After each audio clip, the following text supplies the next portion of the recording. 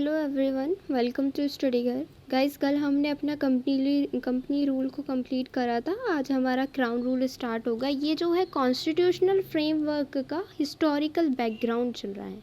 ठीक है, किस तरीके से हमारा जो कॉन्स्टिट्यूशनल फ्रेम जो हुआ उसके पीछे क्या क्या इवेंट्स रहे, किस तरीके से ब्रिटिशर्स ने हमारे ऊपर रूल्स करा, वो हमारे ऊपर रूल्स करने के रिगार्डिंग क्या क्या एक्ट्स लेके आए, वो सारे एक्ट्स हमने क्राउन रूल में हम अब पढ़ेंगे। कंपनी रूल में हम पढ़ चुके हैं, जो charter act, regulating act, amending act, Pitt's India act, ये सारे एक्ट्स हम कल पढ़ चुके हैं। ठीक है, ये हमारी जो वीडियो है आपको क्राउन रूल के बारे में बताएगी। एंड ये जो सीरीज़ चल रही है, जिन बच्चों को नहीं पता उनके लिए हम बता देते हैं कि ये जो है एम लक्ष्मीकांत की सीरीज़ चल रही है। इसका ये सेकंड लेक्चर आता है क्राउन रूल का फर्स्ट टॉपिक का। फर्स्ट टॉपिक इसमें हिस्टोरिकल बैकग्राउंड है, उसमें ये सेकंड पॉइंट आता है क्राउन रूल।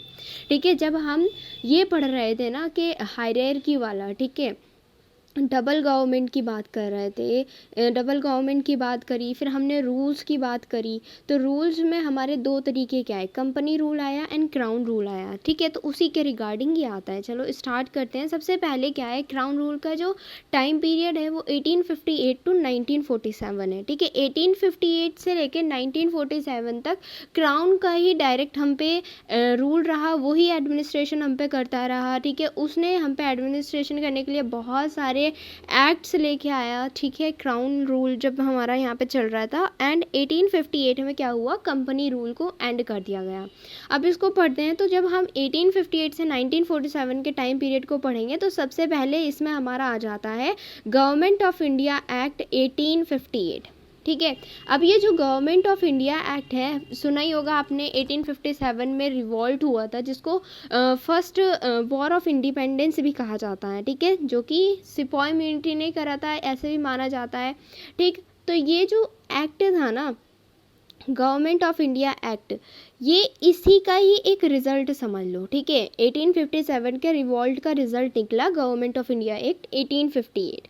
ठीक है, अब इस एक्ट को जो है ना, इस एक्ट को जाना जाता है the act for the good government of India act. तो अगर आप हाईलाइट कर सकते हो अपनी बुक में कि इसको किस नाम से और जाना जाता है। It also known as the act for the good government of India.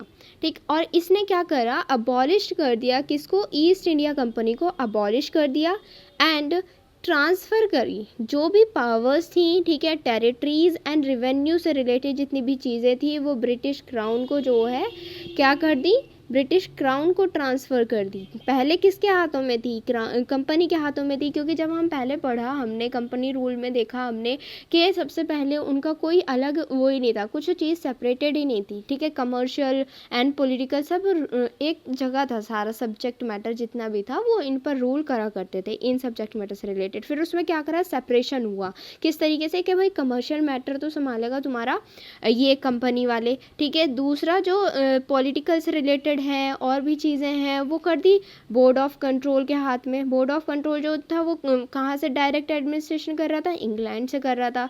ठीक है, तो ये चीज़ें आती हैं इसमें। ठीक, आई होप आपको ये समझ में आ रहा होगा। एंड अगर आपके पास 6th एडिशन की बुक है तो ये बहुत अच्छी बात है। और अगर आपको इसके शॉर्ट नोट्स चाहिए तो आप हमारा इंस्टाग्राम पेज को विज़िट कर सकते हैं @studyghar। ठीक है, नेक्स्ट पॉइंट हमारा इसमें आता है, जो इसके इस एक्ट के इम्पॉर्टेंट फीचर्स रहे वो ये रहा कि यहाँ पे अभी क्या होने लगा इस एक्ट के बाद, कि भाई जितनी भी चीज़ें होंगी वो किससे गवर्न होंगी, govern by and in the name of her majesty के उससे होगी। ठीक, एंड इसमें एक चेंज लेके आया गया। अब ये चीज़ें, ये चेंजेस तो हमारे काम के नहीं थे, लेकिन उस टाइम पे ब्रिटिशर्स का राज चल रहा था, ब्रिटिशर्स करना चाह रहे थे जो भी चेंजेस थे। ठीक है, क्या करा, जो गवर्नर जनरल ऑफ इंडिया की पोस्ट थी ना, यानी कि लॉर्ड कॉर्नवालिस जो first governor general of India बने थे, उसकी पोस्ट को क्या किस में कन्वर्ट कर दिया, वायसराय ऑफ इंडिया की पोस्ट में, वायसराय ऑफ इंडिया की पोस्ट में कन्वर्ट कर दिया। एंड उसको कहा गया कि ये जो है ये क्या करेगा, डायरेक्ट रिप्रेजेंटेशन करेगा ब्रिटिश क्राउन का इंडिया में। ठीक है, डायरेक्ट रिप्रेजेंटेशन कर रहा है यहाँ पे।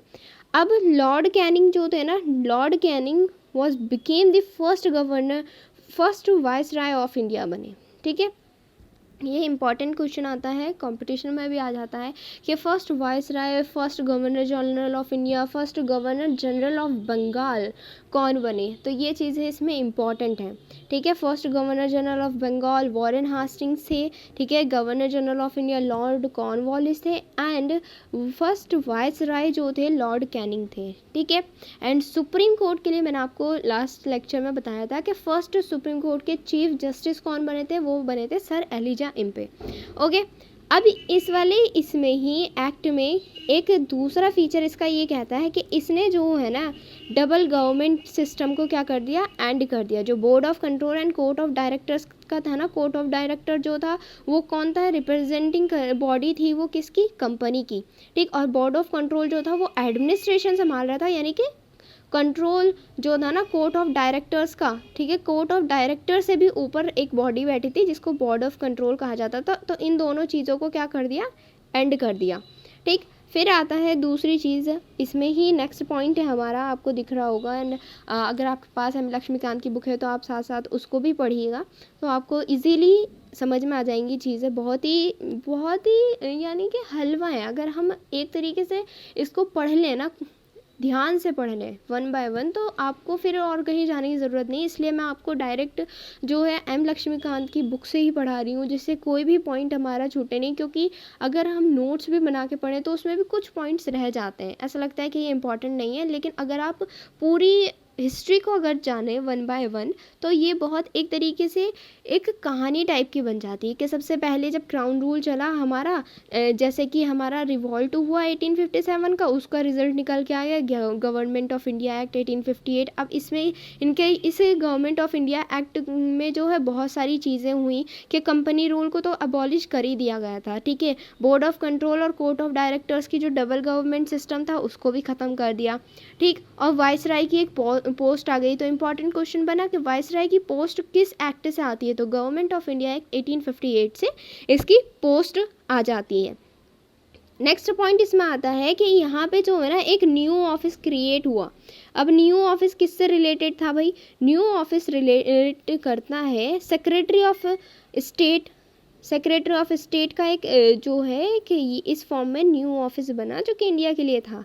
जिसमें क्या हुआ, जिसमें आपका 1 सेकेंड, जिसमें आपको जो है सेक्रेटरी ऑफ स्टेट में जो है कंप्लीट अथॉरिटी दी गई किसके ऊपर, कि इंडियन एडमिनिस्ट्रेशन के ऊपर वो कंप्लीट अथॉरिटी है उसको सेक्रेटरी ऑफ स्टेट को, वो उसको कंट्रोल कर सकती है। ठीक, एंड ये जो सेक्रेटरी ऑफ स्टेट था ना, ये ब्रिटिश कैबिनेट का मेंबर था, एंड इसको अल्टीमेटली रिस्पॉन्सिबल करा गया किस चीज़ के लिए, ब्रिटिश पार्लियामेंट को रिप्रेजेंट करता था। एंड उस कुछ भी चीज़ें होती थी, ठीक है, तो सेक्रेटरी ऑफ स्टेट ही संभालता था। अगर कोई एक्ट पारित होना है उसके लिए ये देखता था किस तरीके से वर्क किया जाना है। तो ये एक बॉडी न्यू क्रिएट की गई। लेकिन ये जो सेक्रेटरी ऑफ स्टेट था ना, ये इंग्लैंड में ही वर्क करता था। सबसे बड़ी बात यही थी कि ये जो था ना, जब मेंबर ये ब्रिटिश कैबिनेट का था तो ये वहीं से वर्क कर रहा था। ठीक, नेक्स्ट पॉइंट हमारा इसमें आता है कि इस वाले एक्ट में जो है ना 15 मेंबर की एक काउंसिल बनाई गई, काउंसिल ऑफ इंडिया, जो कि असिस्ट करती थी secretary of state for India को। ठीक है, secretary of state for India को असिस्ट करने के लिए एक 15 मेंबर्स की क्या बनाई गई, काउंसिल बनाई गई। ओके, नेक्स्ट पॉइंट इसमें आता है, ये जो काउंसिल है ना, ये एक एडवाइजरी बॉडी के रूप में वर्क करती थी। किस तरीके से वर्क करती थी ये वर्क करती थी advisory body, as a advisory body. जैसे कि आज के फॉर एग्जांपल आज प्रेजेंट टाइम में हम देख लें, प्रेसिडेंट को एडवाइजरिंग करने का वर्क सुप्रीम कोर्ट का है। ठीक है, उसके पास पावर है आर्टिकल 143 में कि वो जो है एडवाइजरी के रूप में वर्क करती है सुप्रीम कोर्ट। ठीक है, तो ऐसे ही यहाँ पे इस secretary of state for India को, ये जो नई बॉडी क्रिएट हुई, इसको असिस्ट करने के लिए 15 मेंबर की एक काउंसिल बनी। ठीक, जो इसको एडवाइजरी बॉडी के रूप में कहा गया। एंड सेक्रेटरी ऑफ स्टेट जो था ना, उसमें क्या बना, was made the chairman of the council. ठीक है, काउंसिल का एक चेयरमैन, ये जो सेक्रेटरी ऑफ स्टेट था ना, इसको क्या बनाया गया, उस काउंसिल का चेयरमैन बनाया गया। ओके, आई होप आपको ये पॉइंट, ये वाला 4th पॉइंट क्लियर हो गया होगा। बहुत इजी है कि मतलब secretary of state for India जो थी उसको एडवाइजिंग करने का वर्क जो था, एक 15 मेंबर की काउंसिल को इस्टेब्लिश किया गया जिसको एडवाइजरी बॉडी बोला जाता था। एंड इस काउंसिल का जो चेयरमैन होता था वो कौन होता था? सेक्रेटरी ऑफ स्टेट होता था।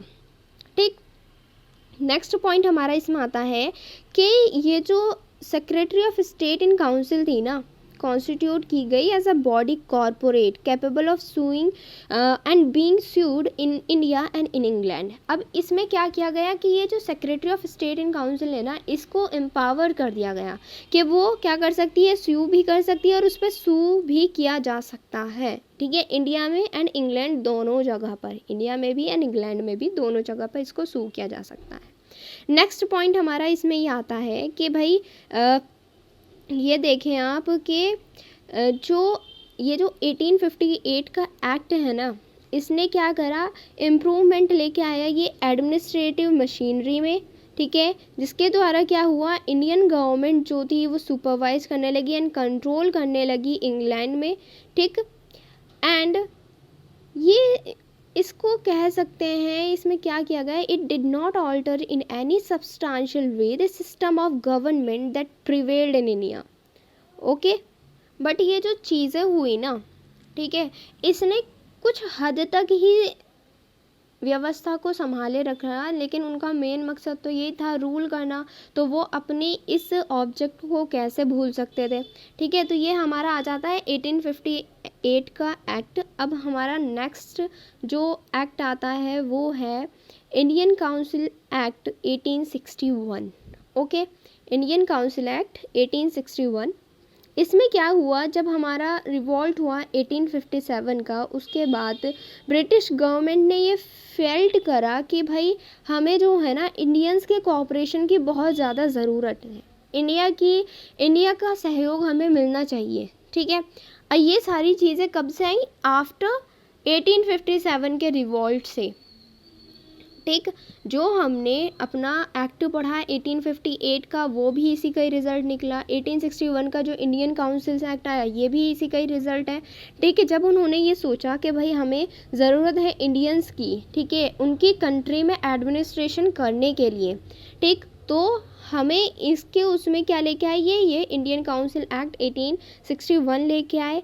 अब इसमें क्या हुआ कि उन्होंने ब्रिटिश पार्लियामेंट में क्या कुछ एक्ट्स जो होते हैं ना, 3 एक्ट्स जो होते हैं इनैक्ट किए। ठीक है, 3 acts were enacted by the British parliament in 1861, 1892 इन 1909 में ये 3 एक्ट निकाले। अब ये जो इंडियन काउंसिल एक्ट थे ना, पहला था 1861 का, is an important landmark in the constitutional and political history of India. ठीक है, ये जो है एक लैंडमार्क हो जाता है, इम्पॉर्टेंट चीज़ हो जाती है कॉन्स्टिट्यूशनल के रिस्पेक्टिव से भी एंड पॉलिटिकल हिस्ट्री के रिस्पेक्ट से भी। ठीक, तो ये हमारा इंडियन काउंसिल एक्ट ऑफ 1861 का हो जाता है। ठीक है, जो कि एक इम्पॉर्टेंट लैंडमार्क है। उसके फीचर्स को हम यहाँ पे देखते हैं, किस तरीके से किस टाइप के फीचर्स रहे यहाँ पे वो देखते हैं। सबसे पहले जो इसका फीचर आया वो फीचर्स इसके ये थे कि भाई देखो तुम, पहला तो यही है कि अब ये जो इंडियन काउंसिल एक्ट है किस तरीके से इम्पॉर्टेंट रहा वो देखते हैं कि इसने क्या करा। इंडियन काउंसिल एक्ट 1861 ने कि जो लॉ मेकिंग प्रोसेस था ना, ठीक है, उसमें जो है इंडियंस का भी रिप्रेजेंटेशन इन्होंने रखा। ठीक, इंडियंस को रिप्रेजेंट करने का इन्होंने वहाँ पे एक नंबर रख लिए कि इतने मेंबर्स जो हैं वो आ जाएंगे एंड वो हमारे लॉ मेकिंग प्रोसेस में थोड़ी बहुत मदद कर देंगे। ठीक, इस तरीके से रखा। लेकिन भाई सारी चीज़ तो कौन करता था? क्राउन के अंडर में था, सब कुछ ब्रिटिशर्स के अंडर में था। तो वही चीज़ आ गई यहाँ पे कि जो वाइसराय थे ना उस टाइम पे, वाइसराय कौन थे? लॉर्ड कैनिंग थे। तो लॉर्ड कैनिंग ने 1862 में अपनी काउंसिल में, जो लेजिस्लेटिव काउंसिल थी ना उनकी, उसमें क्या कर दिया? 3 मेंबर्स को नॉमिनेट करा, 3 इंडियंस को नॉमिनेट करा। किस लिए? लॉ मेकिंग प्रोसेस के लिए। सबसे पहले राजा ऑफ बनारस किए गए, the Maharaja of Patiala and sir Dinkar Rao को जो है क्या करा गया? नॉमिनेट किया गया। अब देखो ये जो है ना लेजिस्लेटिव काउंसिल की बात कर रहा है अभी, लेजिस्लेटिव असेंबली किसी भी चीज़ का नहीं है। और ये जो लेजिस्लेटिव काउंसिल है ना, ये प्रोविंशियल स्टेट में नहीं है, ये सेंट्रल की बात कर रहा है अभी, ठीक है। वो हम आगे पढ़ेंगे, आगे प्रोविंशियल का अलग सिस्टम कर दिया गया था, लेकिन अभी जो बात चल रही है वो सिर्फ सेंट्रल की बात चल रही है, ठीक है। अब इसने नेक्स्ट पॉइंट हमारा ये आता है कि जो हम तो इसमें क्या किया गया, इसमें यह बात कही गई कि जो हमारी लेजिस्लेटिव पावर्स थी ना बॉम्बे मद्रास प्रेसिडेंसीज की, उनकी जो है लॉ मेकिंग प्रोसेस को क्या कर दिया गया, डिसेंट्रलाइज कर दिया गया। क्योंकि हमने देखा था कि सेंट्रलाइजिंग की जो टेंडेंसी थी वो कहाँ से स्टार्ट हुई थी। हमने जब अपना कंपनी रूल पढ़ा तो उसमें रेगुलेटिंग एक्ट ऑफ 1773 में ये चीज़ बताई गई कि यहाँ से जो है सेंट्रलाइजेशन का इन्होंने प्रोसेस जो है थोड़ा थोड़ा शुरू कर दिया, सेंट्रल एडमिनिस्ट्रेशन की बात करी गई। यानी कि जो बंगाल प्रेसिडेंसी थी, क्योंकि जब वहाँ के गवर्नर जनरल ऑफ बंगाल को सुपीरियर बना दिया गया बॉम्बे एंड मद्रास से, तो वो सेंट्रलाइज कर रहे थे, ठीक है। अब यहाँ पे ये जो 1861 का आता है ये वाला act, Indian council act of 1861, तो इसने क्या करा, वो जो सेंट्रलाइजिंग की टेंडेंसी थी ना उसको रिवर्स्ड कर दिया। मतलब वहाँ पे जो है ना बॉम्बे एंड मद्रास के पास भी अपनी लेजिस्लेटिव पावर्स हो गई।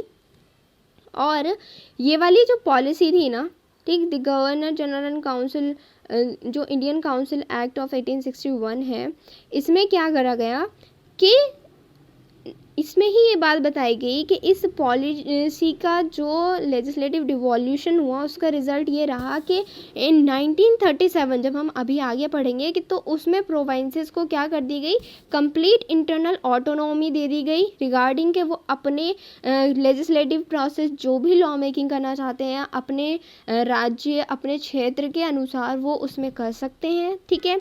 एंड इसमें नेक्स्ट पॉइंट ये आता है कि इसने क्या करा, एक नई लेजिस्लेटिव काउंसिल का इस्टेब्लिशमेंट करा, ठीक है। कहाँ कहाँ के लिए, बंगाल के लिए, नॉर्थ वेस्टर्न प्रोविंसेस के लिए एंड पंजाब के लिए, ठीक है, जो कि इस्टेब्लिश हुए थे 1861 में बंगाल हुआ, ठीक, 1886 में नॉर्थ वेस्टर्न प्रोविंसेस एंड 1897 में जो है पंजाब की लेजिस्लेटिव काउंसिल बनाई गई, ठीक। ये जो टाइम पीरियड है ये इन तीनों ही टेरिटरी के लिए वो जो नई लेजिस्लेटिव काउंसिल हुई उस चीज़ के एस्टेब्लिशमेंट के बारे में बताता है।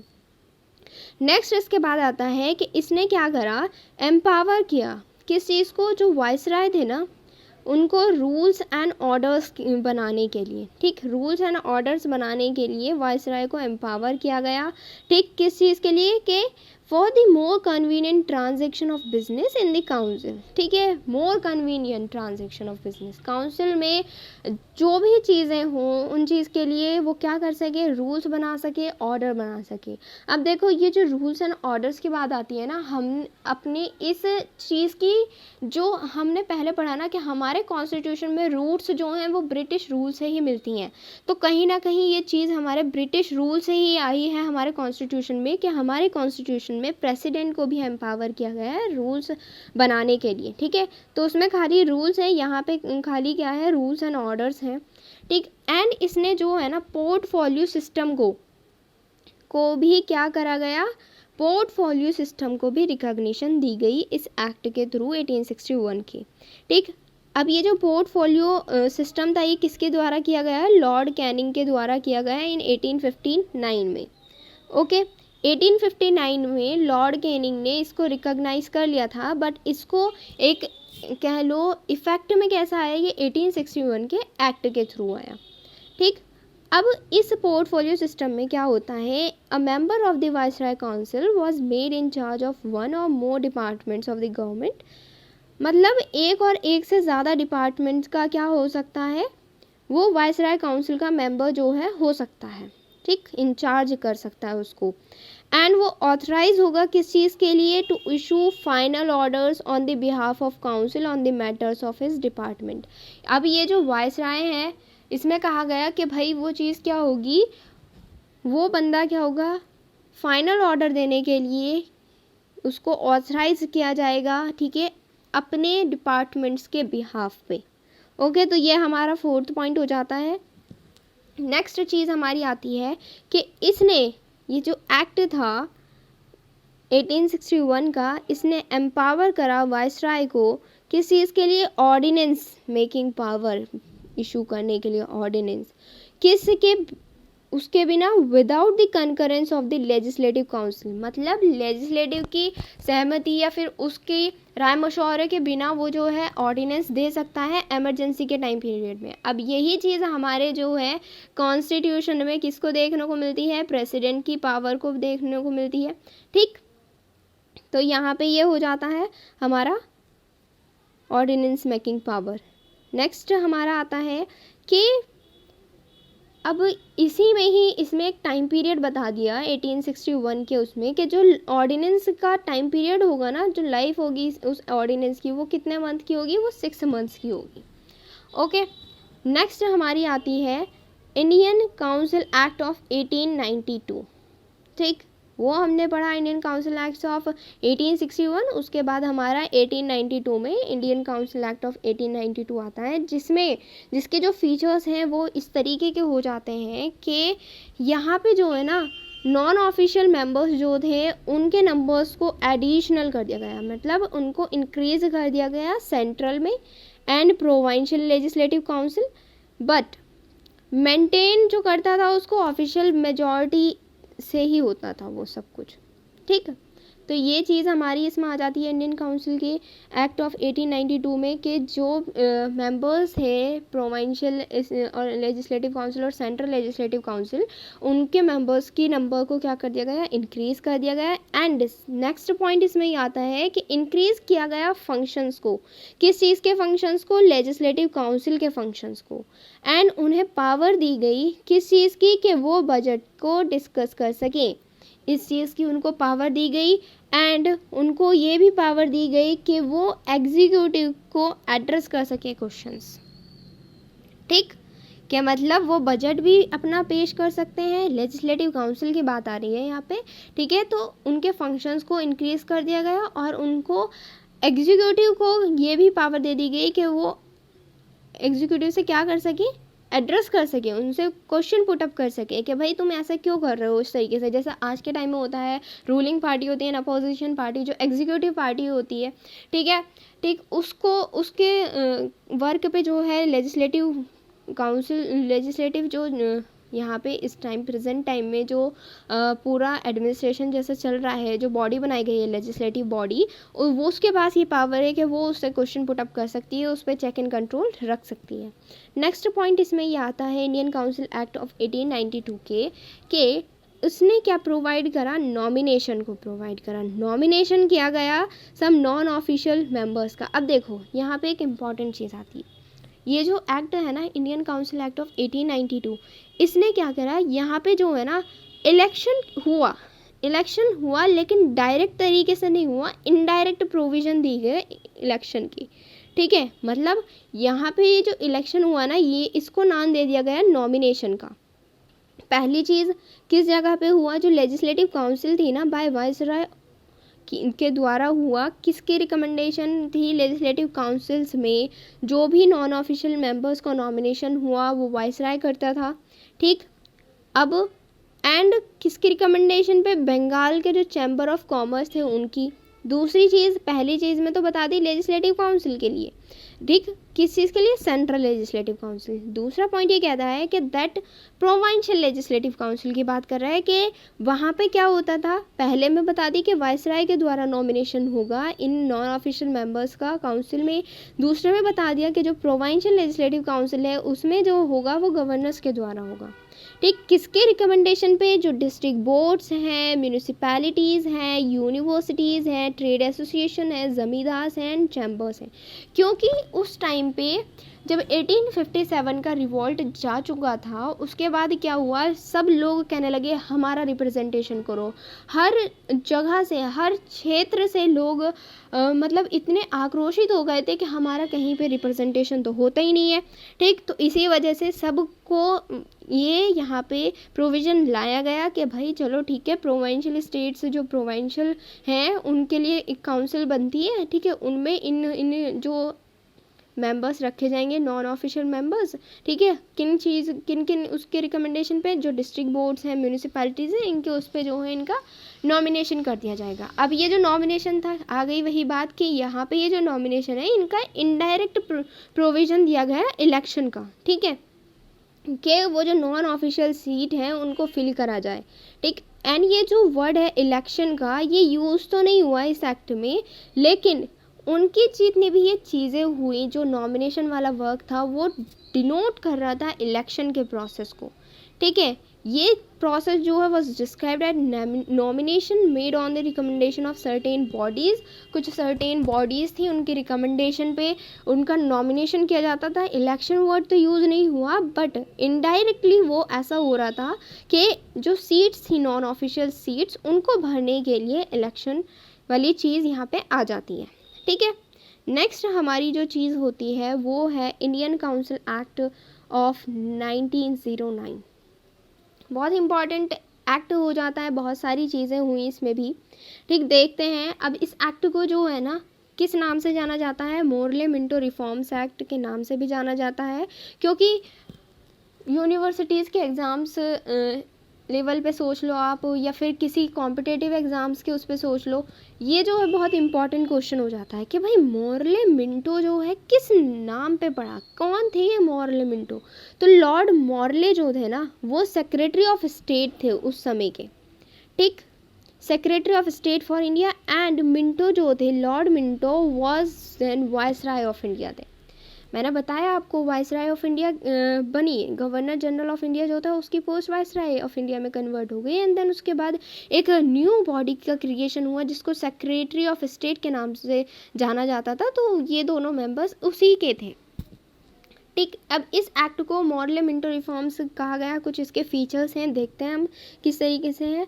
गाइज मैं यही होप कर रही हूँ कि आप लोग अच्छे से इसको देखोगे, क्योंकि ये बहुत इम्पॉर्टेंट हो जाता है। क्योंकि जब तक हमें अपना हिस्टोरिकल बैकग्राउंड नहीं पता होगा कि हमारा कॉन्स्टिट्यूशन फ्रेम होने से पहले क्या क्या चीज़ें, क्या क्या इवेंट्स हुए हैं, तो हमें कॉन्स्टिट्यूशन समझ में नहीं आएगा। आप इस तरीके से समझ लीजिए, ठीक है। तो इसको आपको जानना बहुत ज़रूरी है। मैं एक बार फिर से आपको बता रही हूँ कि अगर आपको इसके नोट्स चाहिए बहुत इजी लैंग्वेज में, अगर आपको इसके नोट्स चाहिए तो आप हमारे इंस्टाग्राम पेज को फॉलो कीजिए, स्टडी घर को। मैं आपको उसका लिंक डिस्क्रिप्शन में डाल दूँगी, आप उसको देख लीजिएगा। नेक्स्ट चीज़ इसमें जो हमारी आती है, इसके जो फीचर्स आते हैं, इसमें क्या कहा गया कि जो लेजिस्लेटिव काउंसिल्स थी ना उनके साइज़ को इंक्रीज़ कर दिया गया, ठीक है। सेंट्रल और प्रोविंशियल दोनों की साइज़ को क्या कर दिया गया, इंक्रीज़ कर दिया गया, ठीक। अब जो मेंबर्स थे किसके, सेंट्रल लेजिस्लेटिव काउंसिल, उनके जो नंबर थे ना वो 16 से 60 पहुंच गए, ठीक है। इतने मेंबर्स को बढ़ा दिया गया, ठीक। दूसरी चीज़, जो number of provincial legislative council के मेंबर थे उनके नंबर को जो है उनमें कोई वो नहीं लेके आया गया, उसको कोई यूनिफॉर्म नहीं था, बट इसमें ये बता दिया गया कि उनके साइज़ को इंक्रीज़ कर दिया गया। नेक्स्ट पॉइंट हमारा ये आता है कि जो ऑफिशियल मेजॉरिटी थी ना इन लेजिस्लेटिव काउंसिल उसको रिटेन कर दिया गया, लेकिन प्रोविंशियल लेजिस्लेटिव काउंसिल को अलाउ किया गया नॉन ऑफिशियल मेजॉरिटी के लिए, ठीक है। मतलब जो हमारे नॉन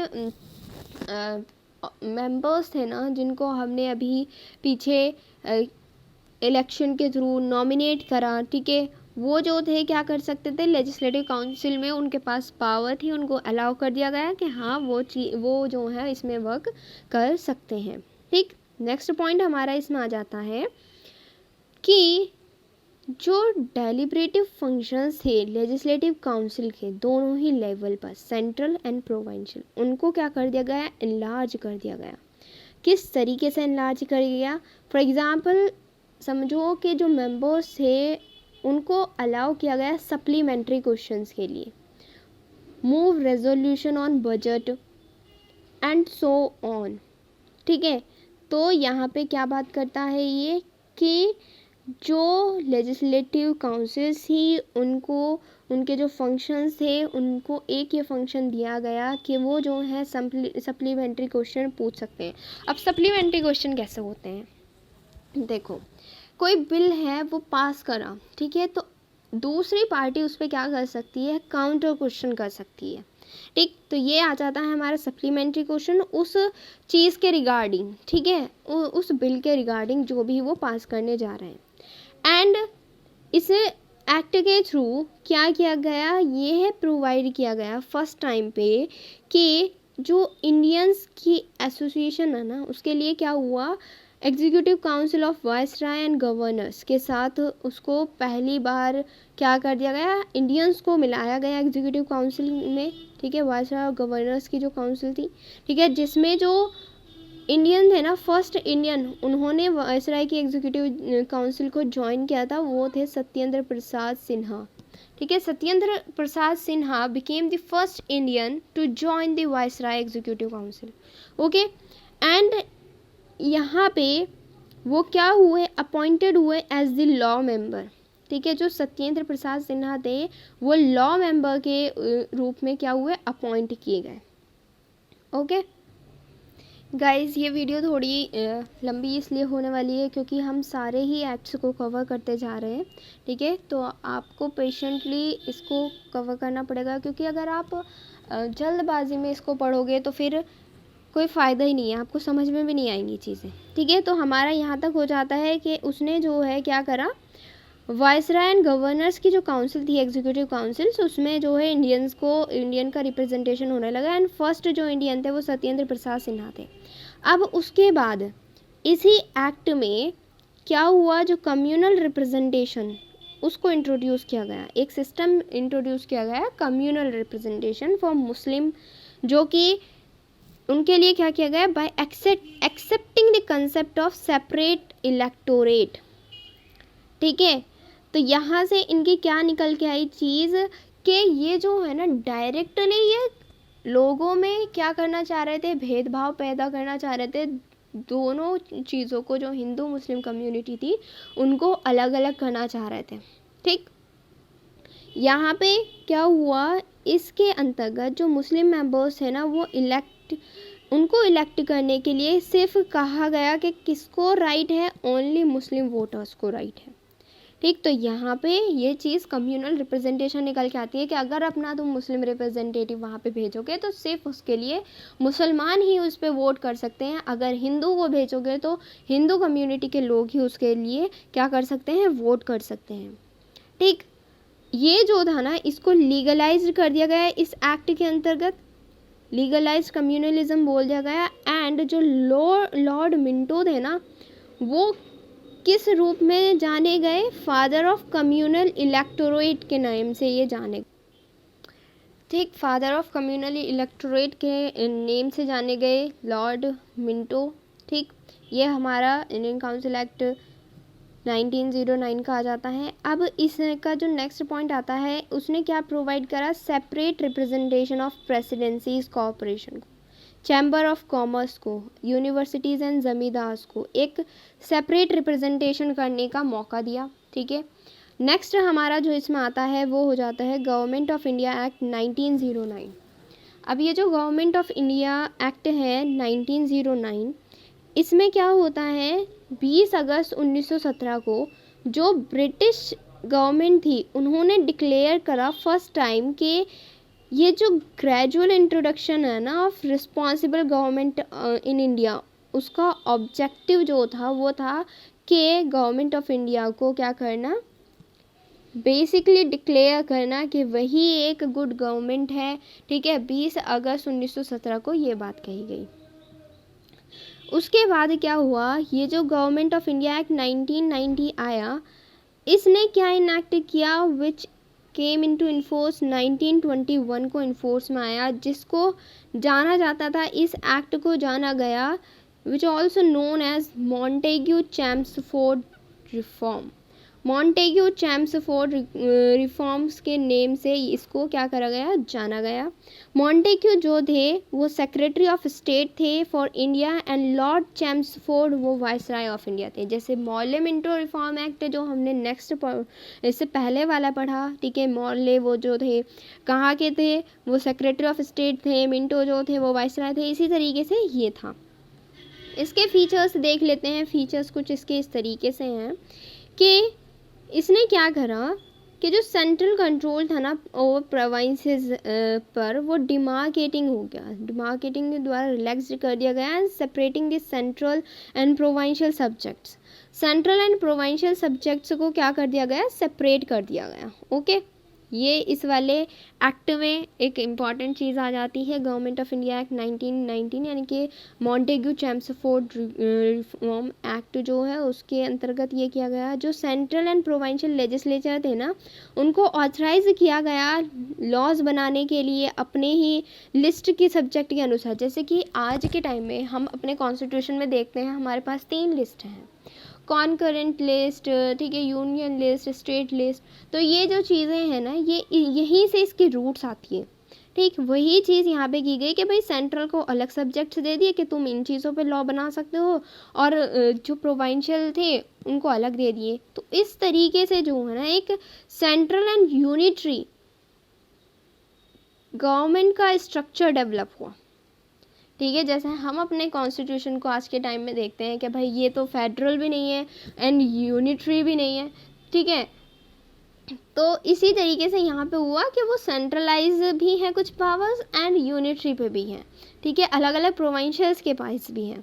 ठीक, नेक्स्ट इसमें पॉइंट जो है वो ये कहा गया कि it further divided the provincial states into 2 parts. ठीक है, जो प्रोविंशियल सब्जेक्ट्स थे ना उनको जो है 2 पार्ट्स में डिवाइड कर दिया गया, पहला ट्रांसफर्ड में एंड सेकंड रिजर्व्ड में। जो ट्रांसफर्ड सब्जेक्ट्स थे वो एडमिनिस्टर्ड करते थे, किस चीज़ को एडमिनिस्टर्ड करते थे, वो एडमिनिस्टर्ड करते थे जो गवर्नर के द्वारा होता था। ठीक, किसकी सहायता के साथ, जो मिनिस्टर्स थे, ओके, जो कि रिस्पॉन्सिबल थे टू द लेजिस्लेटिव काउंसिल। ठीक, वो हो जाता था हमारा ट्रांसफर्ड सब्जेक्ट। नेक्स्ट हमारा आता है जो रिजर्व्ड सब्जेक्ट थे। अब रिजर्व सब्जेक्ट्स में क्या आता है, on the other hand were to be administered by the government and his executive council. ये जो था गवर्नर के द्वारा एडमिनिस्ट्रेटेड किया जाता था उसकी काउंसिल के द्वारा, लेकिन बिना किसके, without being responsible to the legislative council. Legislative council के वो क्या थे, रिस्पॉन्सिबल नहीं थे, बट जो ट्रांसफर्ड सब्जेक्ट थे वो जो थे लेजिस्लेटिव काउंसिल के क्या थे, रिस्पॉन्सिबल थे। नेक्स्ट हमारे आते हैं, ये जो डुअल स्कीम थी ना ऑफ गवर्नेंस की वॉज नोन एज डायार्की। यानी कि ये जो एक्ट निकल के आता है इसने क्या करा, डायार्की के सिस्टम को, 1909 का जो एक्ट है उसने डायार्की की टर्म को ड्राइव करा, जो कि एक ग्रीक वर्ड है डायार्क, जिसका मतलब होता है डबल रूल। तो यहाँ पे वो क्या कर रहे थे, यहाँ पे वो डबल रूल करने की कोशिश कर रहे थे और उन्होंने करा भी है ऐसे। लेकिन इसका जो एक्सपेरिमेंट हुआ ना ये बहुत लार्ज लेवल पर अनसक्सेसफुल रहा। ठीक, नेक्स्ट पॉइंट इसमें ये आता है कि यहाँ पे इंट्रोड्यूस किया गया first time by cameralism and direct elections in country. By cameralism and direct election किस तरीके से कि जो इंडियन काउंसिल थी ना वो रिप्लेस कर दी गई बाई कैमरल लेजिस्लेचर के थ्रू, जो कि कंसिस्टिंग करा गया उसको एक अपर हाउस में जो कि काउंसिल ऑफ स्टेट थी एंड अ लोअर हाउस जिसको लेजिस्लेटिव काउंसिल के नेम से भी आज हम लोग जानते हैं। ठीक है, तो ये जो हमारा एक्ट आ जाता है गवर्नमेंट ऑफ इंडिया एक्ट 1990, तो इसमें जो है हमारा काउंसिल ऑफ स्टेट को लाया गया एंड लेजिस्लेटिव असेंबली को लाया गया। ओके, आई होप आपको ये क्लियर हो रहा होगा। एंड इसमें क्या हुआ, जो मेजॉरिटी ऑफ मेंबर्स थे ना दोनों हाउसेस के, वो डायरेक्ट इलेक्शन के थ्रू क्या किए जाते थे, चुने जाते थे, मतलब डायरेक्ट रिप्रेजेंटेशन होने लगा 1919 के एक्ट के थ्रू। नेक्स्ट पॉइंट इसमें ये आता है कि 3 जो थे ना 3 of 6 members viceroy executive council के, ठीक, किसको छोड़ के वो कमांडर इन चीफ नहीं बन सकता था। मतलब जो इंडियंस को एडिशन किया गया वायसराय एग्जीक्यूटिव काउंसिल में, तो उसमें के जो 3 मेंबर होते थे वायसराय काउंसिल के, इंडियंस जो होते थे वो कमांडर इन चीफ नहीं बन सकते थे। वही चीज़ कि उनसे नीचे होंगे लोग। ठीक, नेक्स्ट इसमें आता है कि यहाँ पे जो है ना इसने एक्सटेंड करा किसके प्रिंसिपल को, कम्युनल रिप्रेजेंटेशन को, जो कि प्रोवाइड करता था सेपरेट इलेक्टोरेट सिक्स के लिए, इंडियन क्रिश्चियंस के लिए, एंग्लो इंडियंस के लिए एंड यूरोपियंस के लिए। ठीक, नेक्स्ट पॉइंट हमारा इसमें ये आता है कि इसने ग्रांट करा फ्रेंचाइज को to a limited number of people on the basis of property, ठीक है, टैक्स एंड एजुकेशन। ठीक, ग्रांटेड कर ली उन्होंने, जो कि प्रॉपर्टी के ऊपर था, टैक्स एंड एजुकेशन के बेसिस पे थे, तो उन लोगों को क्या कर दिया, लिमिटेड नंबर उनको ग्रांट कर दिया कि भाई इतनों का रिप्रेजेंटेशन होगा। नेक्स्ट पॉइंट हमारा ये आता है कि इसने जो है जो 1919 का ये जो गवर्नमेंट ऑफ इंडिया एक्ट है, इसने क्या करा, एक न्यू ऑफिस को क्रिएट किया, जो कि क्या ऑफिस था, वो हाई कमिश्नर का ऑफिस था इंडिया के लिए, जो कि लंदन में था। हाई कमिश्नर हम देखते हैं जैसे कि अब पुलिस स्टेशन में भी कमिश्नर होते हैं, हर जगह एक पोस्ट होती है जो कि हाई लेवल पे होती है, एचओडी देख लो, हेड ऑफ द डिपार्टमेंट होता है। इस तरीके का यहाँ पे उस टाइम पीरियड में ये था कि इंडिया के लिए एक हाई कमिश्नर को बनाया गया, जो कि इंडिया में ही वर्क करता था, किसके रेस्पेक्ट में, इंडिया के रेस्पेक्ट में, जो भी मैटर्स यहाँ से जाते थे वो वहाँ पे उनको देखता था। ठीक, एंड उसको ट्रांसफ़र किए गए कुछ फंक्शंस जो कि परफॉर्म्ड किए जाते थे secretary of state for India के लिए। ठीक है, उसको कुछ ऐसा फंक्शंस दिए गए। नेक्स्ट पॉइंट इसमें आता है कि जो हमारा वो है ना पब्लिक सर्विस कमीशन, उसको इस्टेब्लिश किया गया। अब ये जो पब्लिक सर्विस कमीशन है, इसके पीछे एक कहानी है कि जो ली कमीशन था ना, ये मैंने ली लिखा हुआ है, ली जो कमीशन था ना, एक ली कमीशन, उसके अंतर्गत ही इस पब्लिक सर्विस कमीशन को इनैक्ट किया गया था, ये फोर्स में आया था। एंड ये जो था ना, एक central public service commission setup हुआ 1926 में, जो कि किसके लिए था, रिक्रूटिंग सिविल सर्वेंट्स के लिए। आज के टाइम में जैसे लोग दिन रात मेहनत कर रहे हैं, सिविल सर्विसेज के लिए लगे पड़े हैं, अपनी जवानी को भी दाव पे लगा रखा है, तो इसी के बिहाफ पे हम देख सकते हैं कि हमारे बैकग्राउंड जो रहा, वहाँ से ये नींव निकल के आती है पब्लिक सर्विस कमीशन की। ठीक है, नेक्स्ट पॉइंट हमारा इसमें आता है कि इसने जो है सेपरेट किया फर्स्ट टाइम, जो प्रोविंशियल बजट था ना, उसको किस चीज़ से अलग कर दिया, सेंट्रल बजट से जो है उसको अलग कर दिया। ठीक, एंड ये जो था act, government of India act 1990 provided for the appointment of a statutory commission to inquire into and report on its working after 10 years of its coming into force। ठीक, ये चीज़ आ गई। इसी एक्ट में एक साइमन कमीशन आया भारत। ठीक, इन नवंबर 1927, जो कि that is 2 years before the schedule के 2 साल बाद क्या हुआ, द ब्रिटिश गवर्नमेंट ने अनाउंस किया कि जो अपॉइंटमेंट है 7 मेंबर्स की statutory commission under the chairmanship of sir John Simon to report on the condition of India under its new constitution. ठीक है, उसको रिपोर्ट करने के लिए सर जॉन साइमन की चेयरमैनशिप में, ठीक है, जो ब्रिटिश गवर्नमेंट को ये अनाउंस करने के लिए कि 7 मेंबर्स जो स्टैट्यूटरी कमीशन आ रही है, ठीक है, साइमन कमीशन जो आया भारत, वो सर जॉन साइमन के उसमें आया, जिसने क्या करा, एक न्यू कॉन्स्टिट्यूशन की कंडीशन, जो इंडिया की कंडीशन थी, उस पर रिपोर्ट करने के लिए ये कमीशन लाया गया। एंड इस कमीशन के जो भी मेंबर्स थे वो ब्रिटिशर्स थे, इसलिए जितने भी पार्टीज थी, all the parties boycott the commission. इसलिए सभी पार्टीज़ ने क्या करा, इस कमीशन का बॉयकॉट करा कि भाई हमें नहीं चाहिए, गो साइमन बैक का नारा लगाया। ठीक है, फिर इसके बाद हमारी चीज़ आती है कि जो कमीशन था ना, वो सबमिटेड इट्स रिपोर्ट इन 1930 में उसने अपनी report the and recommended the abolition of dyarchy, और रिकमेंड किया कि भाई ये जो डायरकी सिस्टम है उसको अबॉलिश कर दिया जाए। ठीक है, और जो प्रोविंसेस हैं उनमें एक रिस्पॉन्सिबल गवर्नमेंट को एक्सटेंड किया जाए। ठीक, एंड उसमें ये बात आई, जो ब्रिटिशर्स थे उस टाइम पे, ब्रिटिश इंडिया में क्या होना चाहिए, एक फेडरेशन को इस्टेब्लिश किया जाना चाहिए। ठीक है, फेडरेशन को इस्टेब्लिश किया जाना चाहिए। एंड कॉन्टिन्यूएशन हो कम्युनल इलेक्टोरेट का, एंड सो ऑन, बहुत सारी चीज़ें बताई।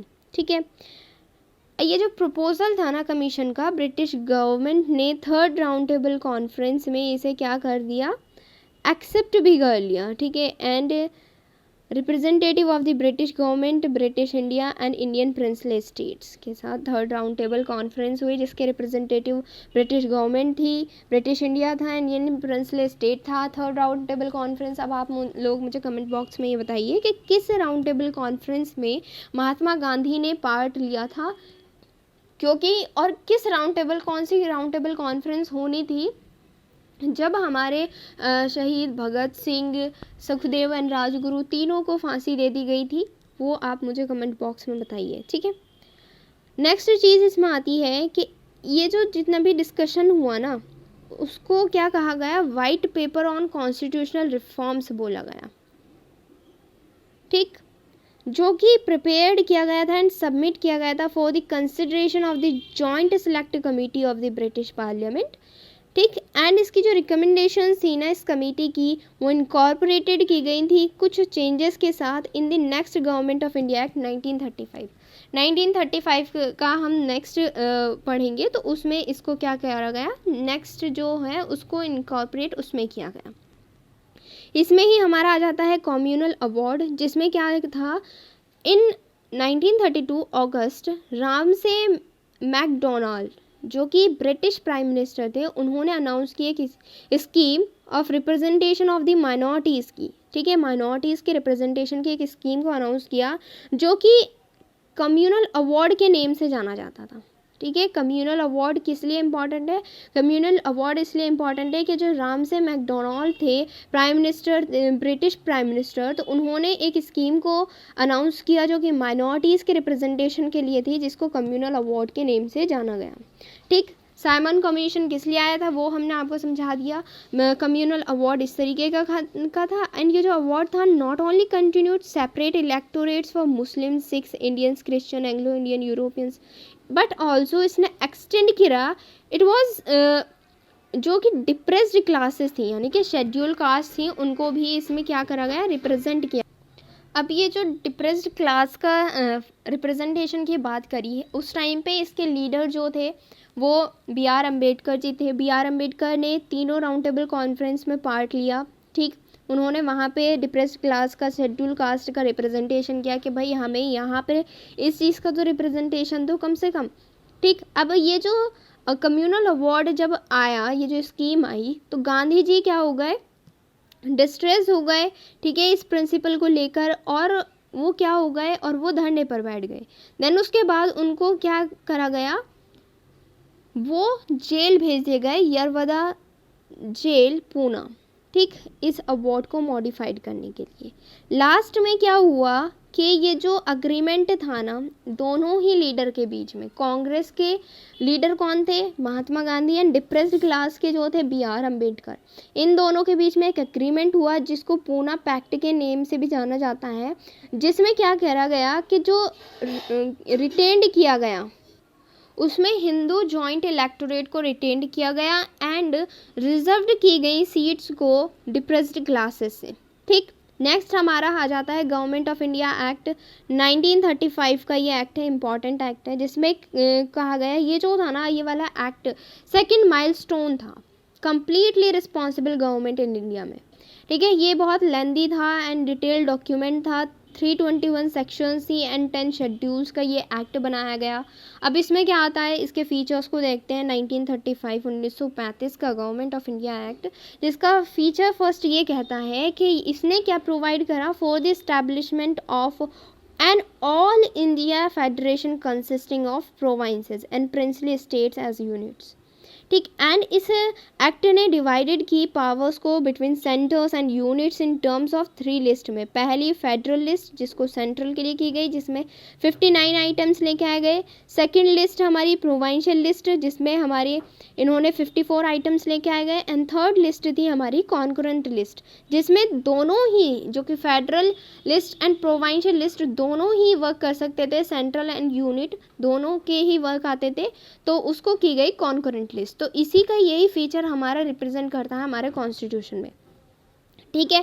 नेक्स्ट पॉइंट इसमें ये आता है कि जो रेसिजुअरी पावर थी ना वो किसको दी गई, ये वायसराय को दी गई। तो इसलिए federation never came into being as princely state did not join it. ठीक। नेक्स्ट पॉइंट इसमें हमारा आ जाता है कि जो हमारा डायाकी सिस्टम था उसको अबॉलिश कर दिया गया था प्रोविंसेस में एंड इंट्रोड्यूस किया गया प्रोविंशियल ऑटोनॉमी को। उसके प्लेस पे डायाकी के प्रोविंसेस के प्लेस पे क्या करा गया, प्रोविंशियल ऑटोनॉमी को रखा गया। ठीक। एंड ये जो था ये वाला गवर्नमेंट, रिस्पॉन्सिबल गवर्नमेंट का ये फोर्स में आया 1937 and was continued in 1939। And इस एक्ट ने जो है ना क्या प्रोवाइड किया, फॉर द अडॉप्शन ऑफ डायाकी एट द सेंटर। मतलब प्रोविंशियल स्टेट में तो उन्होंने कह दिया कि ये डायाकी सिस्टम को हटाओ, लेकिन अडॉप्ट कर लिया कि सेंट्रल में इसको करके लेके आओ। ठीक है। तो कॉन्सिक्वेंटली जो फेडरल सब्जेक्ट्स थे वो डिवाइडेड हो गए, रिजर्व सब्जेक्ट में एंड ट्रांसफर सब्जेक्ट्स में थे पहले से ही। However this provision of the act not came into operation at all.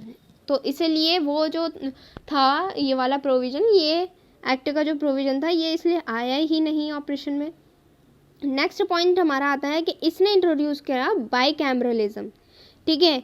जो कि इन 6 आउट ऑफ 11 प्रोविंसेस स्टेट में। ठीक है। इसलिए जो लेजिस्लेचर थी Bengal, Bihar, Bombay, Madras, Bihar, Assam and the united province were made bicameral consisting of legislative council upper house and legislative assembly lower house.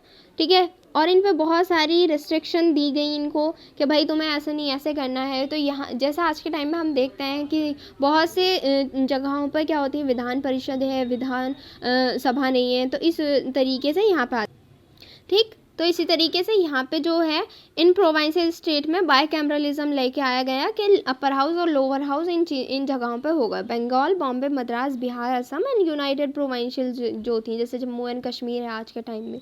ठीक। कुछ हिस्सा वो कहते हैं जम्मू एंड कश्मीर का कि भाई वो हमारा है, कुछ कहते हैं कि नहीं। फिफ्थ इसमें पॉइंट ये कहता है कि ये it further extended the principle of communal representation. Communal representation के जो प्रिंसिपल था उसको फर्दर इन्होंने एक्सटेंड करा। ओके। फर्दर एक्सटेंड कर दिया एंड प्रोवाइड करा एक separate electorates for the depressed classes का। ठीक है। वुमेन एंड लेबर वर्कर्स का भी इन्होंने रिप्रेजेंटेशन रखा। ये देखो इनकी बात। 6 पॉइंट इसका ये आता है कि इसने अबॉलिश किया किस चीज़ को, जो काउंसिल ऑफ इंडिया थी। ठीक है। उसको अबॉलिश कर दिया एंड उसकी जगह इस्टेब्लिश किया गया by the government of India act 1858। The secretary of state for the India was provide with a term of advisers. ठीक है। ये रखा गया। नेक्स्ट पॉइंट इसमें हमारा ये आता है कि इसने क्या करा कि जो फ्रेंचाइज थे ना उसको एक्सटेंड कर दिया गया। About 10% of the total population got the voting right. Next point इसमें था कि it provided for the establishment of a reserve bank of India to control the currency and credit of the country. ठीक। And it also provided the establishment of not only a federal public service commission but also provincial public service commission, जो कि joint public service commission for 2 और मोर provinces के लिए थी। ठीक। And next हमारा इसमें यह आता है कि इसने जो था प्रोवाइड करा for the establishment of a federal court की स्थापना हुई एंड विच वॉज सेटअप इन 1937 में। उसको क्या कर दिया गया, सेटअप।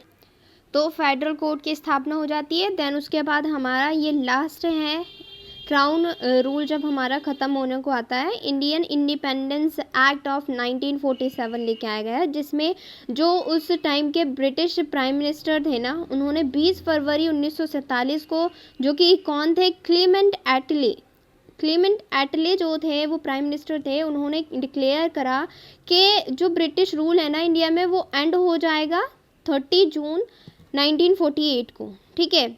और ये जो पावर थी इसके बाद क्या हो गई, ट्रांसफ़र कर दी गई टू द रिस्पॉन्सिबल इंडियंस के हैंड में।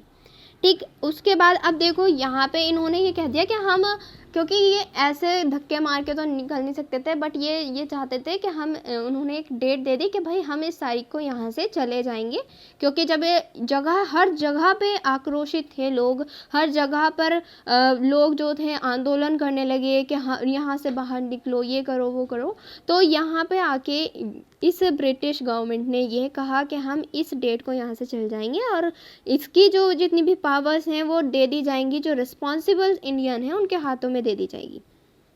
एंड ये अनाउंसमेंट हुई कि जो एजिटेशन था by the Muslim league demanding partition of country, Muslim league का जो भी था, उन्होंने क्या करा कि पार्टीशन को करने के लिए उन्होंने रखी मांग कि भाई हमें इस कंट्री में नहीं रहना, हमें तो पाकिस्तान चाहिए। मुस्लिम्स और हिंदू में क्या होने लगा, डिवाइडेशन होने लगी, बहुत ज़्यादा लोग मार काट करने लगे कि भाई हम नहीं रह सकते इनके साथ, क्योंकि हिंदू वही था ना, डिवाइड एंड रूल इन्होंने अप्लाई कर दिया था ब्रिटिशर्स ने। लोगों में इतना मनमुटाव होने लगे लोगों के अंदर कि वो एक दूसरे के खून करने को तैयार थे, ठीक है। तो इसलिए अगेन ऑन 3 जून 1947 को ब्रिटिश गवर्नमेंट ने एक चीज़ क्लियर करी कि that the constitution frame by constituent assembly of India form 1946 को एक कॉन्स्टिट्यूएंट असेंबली का गठन हुआ, ठीक है, कॉन्स्टिट्यूशन फ्रेम करने के लिए, ठीक। ये चीज़ क्लियर कर दी ब्रिटिश गवर्नमेंट ने। एंड उसने कहा कि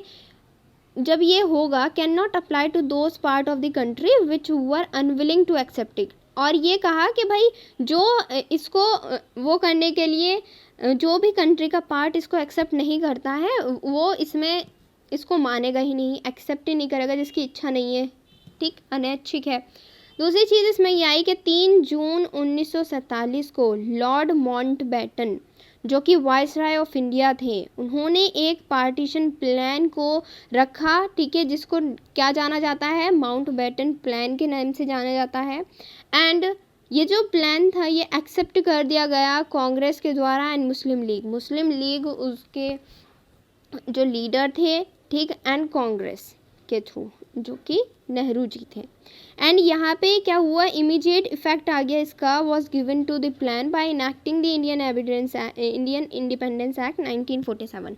ये जो इंडियन इंडिपेंडेंस एक्ट था इसके अंतर्गत इसको लाते ही ये जो प्लान रखा गया था 1947 को, इस एक्ट के अंतर्गत ही ये इमीडिएट इफेक्ट में आ चुका था, ठीक। इसके जो फीचर्स रहे वो ये रहे कि इसने ब्रिटिश रूल को एंड कर दिया था। 15 अगस्त 1947 को इंडिया एक सॉवरेन एंड इंडिपेंडेंट देश डिक्लेयर हो चुका था।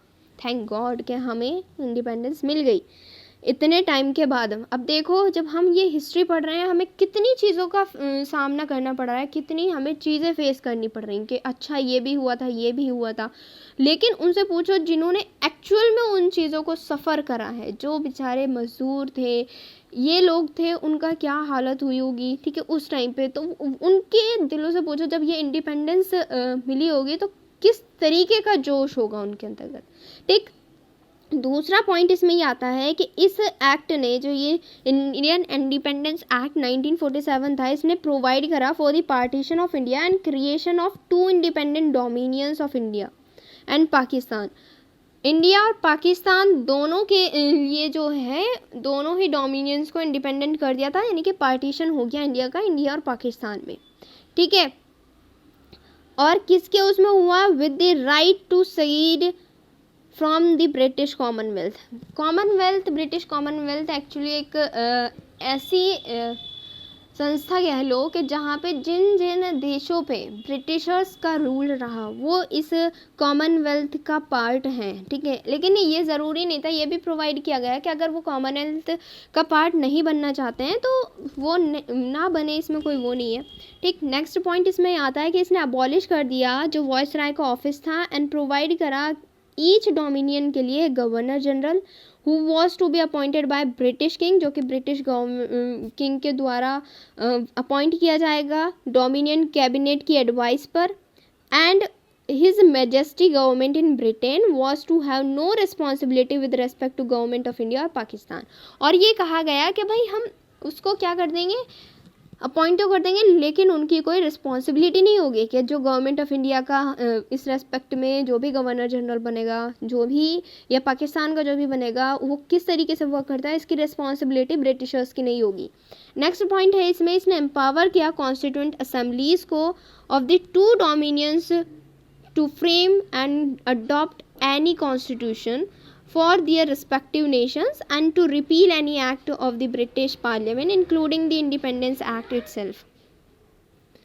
अब ये जो इंडियन इंडिपेंडेंस एक्ट 1947 था, इसने एम्पावर्ड किया कॉन्स्टिट्यूएंट असेंबलीज़ को कि वो दोनों ही जो डोमिनियन स्टेट हैं, मतलब जो हो गया पाकिस्तान एंड इंडिया, उसके रिस्पेक्टिव जो भी चीज़ें हैं, ठीक है, जो भी लेजिस्लेचर बना, ठीक है, जब तक कि न्यू कॉन्स्टिट्यूशन ड्राफ्ट नहीं हो जाए एंड इन्फोर्स्ड नहीं हो जाए, तब तक ये जो कॉन्स्टिट्यूएंट असेंबलीज़ हैं ये ही वर्क को करेंगी, ठीक है। नंबर एक्ट ऑफ एंड इसने क्या करा, इसने अबॉलिश करा office of secretary of state for India, ठीक है, एंड ट्रांसफ़र करे उसके function secretary of state for commonwealth affairs के लिए, ठीक। And it proclaim the lapse of British paramountcy को प्रोक्लेम कर दिया over the Indian princely states के, and treaty relation with tribal areas from 15 August 1947।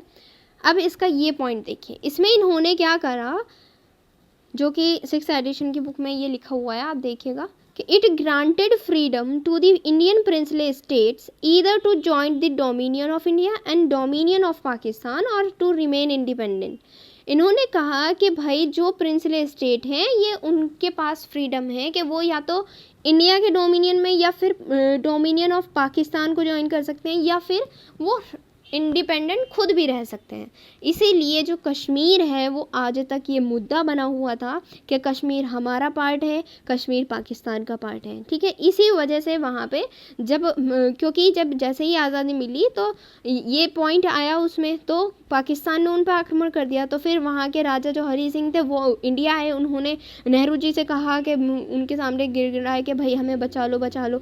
तो वो नेहरू जी ने अपनी फ़ौज वहाँ पे भेजी, फिर लड़ाई हुई, तो जहाँ पे फ़ौज रुक गई, जहाँ पे आर्मी रुक गई, तो वहाँ तक एरिया इंडिया का हो गया, एंड जहाँ तक उस पाकिस्तान की आर्मी रुक गई वहाँ तक का एरिया पाकिस्तान का हो गया। इसलिए ये चीज़ यहाँ पे, एंड इसने जो है प्रोवाइड किया जो गवर्नेंस थी ईच डोमिनियंस की, ठीक है, एंड प्रोविंसेस की। गवर्नमेंट ऑफ इंडिया 1935 में यही कह दिया गया था, ठीक है, उसके द्वारा यहाँ पे प्रोविज़न आया एंड कहा कि जब तक कि न्यू कॉन्स्टिट्यूशन फ्रेम नहीं हो जाता तब तक ऐसे चलेगा। एंड डोमिनियंस वर हाउ वो authorise to make modification in the act. Next इसमें चीज़ ये आती है कि इस चीज़ ने क्या करा कि जो डिप्राइव किया जो ब्रिटिश मोनार्क थे ना उनके राइट्स को, जो वीटो बिल्स और ask for reservation of certain bills for his approval, but this right was reserved for the governor general, and the governor general would have full power to assent to any bill in the name of his majesty. Next point इसमें आता है कि governor general of India जो था उसको designated किया गया, and provincial governors जो थे कॉन्स्टिट्यूशनल यानी कि नॉमिनल हेड्स बना दिए गए ऑफ दी स्टेट्स के।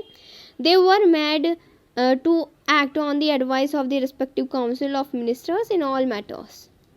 Next point, it drop the title of emperor of India. Emperor of India का टाइटल को, जो रॉयल टाइटल्स थे उनसे क्या कर दिया गया, ड्रॉप कर दिया गया, ठीक है, जो इंग्लैंड के किंग के द्वारा दिए गए थे। And it discontinued the appointment of civil services के लिए जो इतनी भी जैसी भी चली आ रही थी उसको डिसकंटिन्यू करा गया। And reservation of post by the secretary of state for India, the members of the civil services appointed before 15 August 1947 and would continue to enjoy all benefits that they were entitled to till that time। अब क्या होता है, ये जो है 14 to 15 August 1947 की ये जो है at the stroke of midnight of जो ब्रिटिश रूल थे came to end and power was transfer to the to new independent dominions of India, Pakistan और इंडिया को उनको दी। एंड लॉर्ड माउंटबेटन जो थे first governor general of the new dominion India के थे। ये इंपॉर्टेंट क्वेश्चन हो जाता है कि न्यू डोमिनियन ऑफ इंडिया के जो फर्स्ट गवर्नर जनरल थे वो कौन बने, तो वो बने थे लॉर्ड माउंटबेटन। एंड उनकी ही अध्यक्षता में जवाहरलाल नेहरू को first prime minister of independent India को घोषित किया गया। एंड जो कॉन्स्टिट्यूएंट असेंबली थी इंडिया की वो फॉर्म्ड। गाइस हमारा ये टॉपिक कंप्लीट होता है। अगर आपको हमारी ये वीडियो अच्छी लगी है तो इसको लाइक कीजिए, शेयर कीजिए और हमारे चैनल को सब्सक्राइब कीजिए। अगर आपको इसके नोट्स चाहिए तो हमारे इंस्टाग्राम पेज @studyghar को फॉलो कीजिए। Thank you so much, bye.